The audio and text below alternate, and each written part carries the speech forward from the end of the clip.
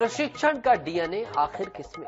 छत्तीसगढ़ में करीब 4 महीने बाद होने वाले चुनाव के लिए जमीन तैयार हो रही है। दोनों प्रमुख राजनीतिक दल कांग्रेस हो या भारतीय जनता पार्टी अपने नेता कार्यकर्ताओं तक पहुंचकर उन्हें जुटाने की कोशिश कर रहे हैं। लगातार चुनावी मंथन कर रहे हैं। साथ ही इन तैयारियों को लेकर दोनों पार्टियां एक दूसरे पर तंज कसने से भी नहीं चूक रही। दोनों ही पार्टियों में अलग अलग स्तर पर बैठकों का दौर जारी है।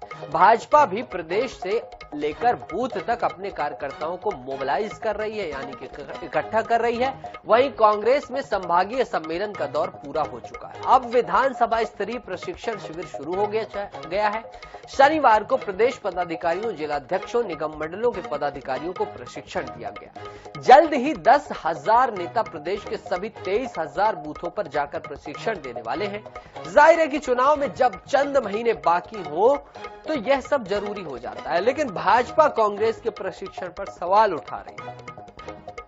पार्टी के प्रवक्ता केदार गुप्ता ने कहा है कि भाजपा कार्यकर्ताओं के डीएनए में प्रशिक्षण देना और लेना है। कांग्रेस नकल कर रही है, उसके तो डीएनए में सत्तारूढ़ होकर लूटना खसोटना है। वे किसे और क्या प्रशिक्षण देंगे? दूसरी तरफ मुख्यमंत्री भूपेश बघेल भी भारतीय जनता पार्टी की चुनावी तैयारियों पर सीधे प्रदेश प्रभारी ओम माथुर को लेकर भाजपा नेताओं पर निशाना साध रहे हैं।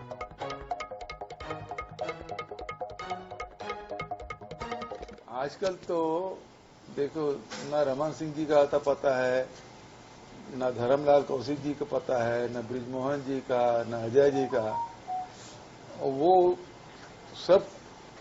सब कुछ कोई है तो ओम माथुर है। आजकल मीडिया में भी वही दिखाई देते हैं, इंटरव्यू भी वही दे रहे हैं, दौरा भी वही कर रहे हैं, और ये लोग केवल ट्विटर खेल रहे हैं। देखिए, प्रदेश के नेता हथियार डाल दिए, वो कहीं दौरा नहीं कर रहे हैं, और जाते भी हैं तो भीड़ भी नहीं आती, न कार्यकर्ता जूझते।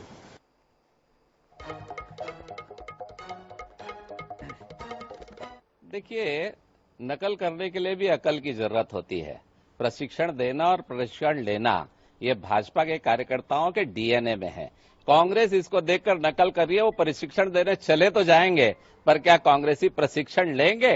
ये तो सत्ता की राजनीति में ओत-प्रोत होते हैं, लूटो राज करो, खसूटो राज करो, और निश्चित रूप से प्रशिक्षण देने से कोई फायदा नहीं होने वाला है। ये लोकतंत्र है और कांग्रेस का डीएनए सत्ताधारी और लूटने खसोटने का, प्रशिक्षण लेने का नहीं।